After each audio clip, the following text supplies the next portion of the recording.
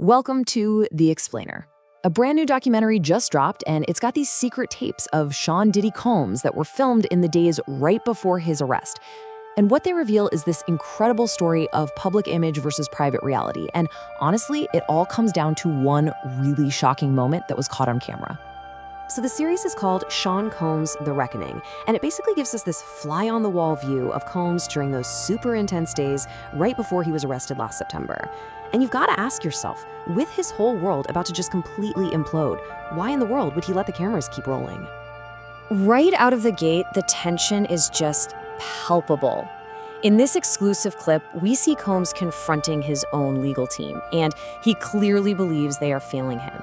You can just feel the frustration and that loss of control in his voice. It really sets the stage for everything that comes next. But the real bombshell, the thing everyone's talking about, it isn't in some war room with his lawyers. Nope. It's what happens in what looks like just an ordinary moment on a street in Harlem that truly defines this entire documentary.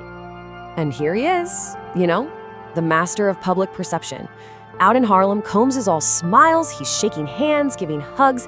He is playing the part of the beloved icon perfectly. But what the cameras catch just a few minutes later, it changes everything. The second he's back in the car, the mask just slips. The camera catches this totally unguarded reaction. After touching the very fans who support him, he says he feels the need to wash because he feels like dirt. I mean, the disconnect there is it's stunning. Now, for the executive producer, 50 Cent, this right here is the whole point. He calls it a character moment, that rare, unfiltered instant when someone forgets the camera is even there and their true self just comes out. For him, this was the money shot. So, this brings up a huge question, right? You have to wonder about the motivation here. Is this documentary a piece of real journalism, or is it just the latest chapter in a really long-running feud? And look, it's a totally fair question, especially given the well-documented 20-year beef between 50 Cent and Combs. I think a lot of people watching are going to assume this is just a personal vendetta playing out on screen. So what's the real story? Well, while the public sees this 20-year rivalry, 50 Cent traces his own unease all the way back to this one specific moment years ago. He claims Combs offered to take him shopping, and he took it as this uncomfortable power play, a tester, as he calls it. But 50 Cent is adamant. He insists his goal wasn't just to make some kind of hit piece. He says the mission was to create a full, comprehensive picture, not just go out and interview a bunch of people with a grudge against Combs.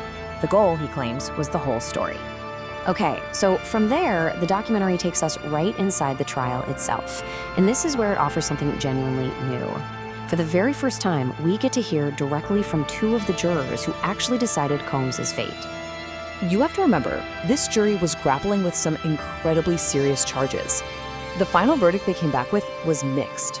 Combs was found guilty of 2 prostitution offenses, but, and this is crucial, he was cleared of the most severe charges, like racketeering and sex trafficking.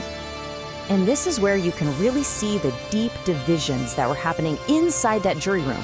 One juror, you can see, saw the whole thing as just 2 people in love.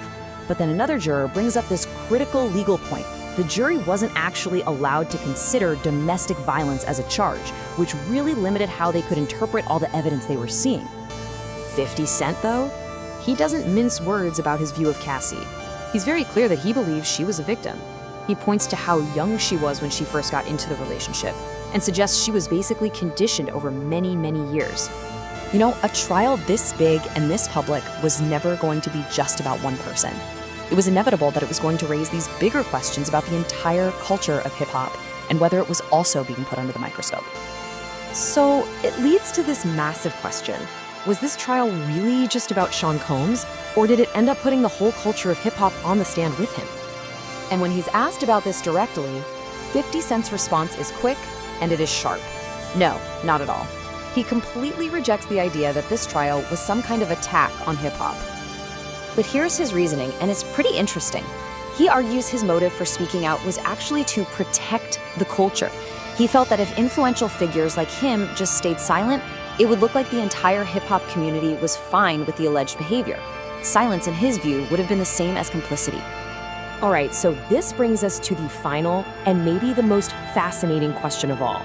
What would Shawn Combs himself think if he sat down and watched this documentary?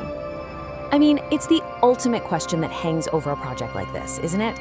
After all is said and done, how would Shawn Combs himself react to watching this version of his own story?